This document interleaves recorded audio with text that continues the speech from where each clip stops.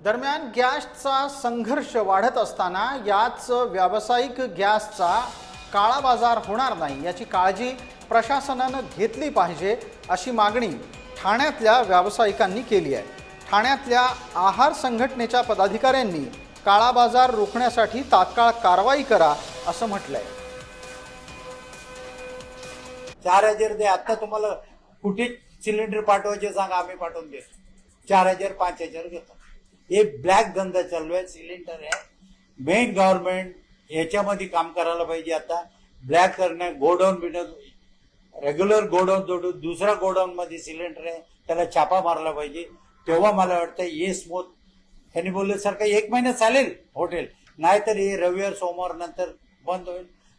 चांगलं लग्न बुकिंग आहे, आता आम्हाला वाटतं की 8 दिवस नंतर आम्ही लग्नाची बुकिंग एंगेजमेंट आम्हीच कॅन्सल करणार आहे। आमच्याकडे सिलेंडरचं जेवण कसं देणार, हे सगळं प्रॉब्लेम।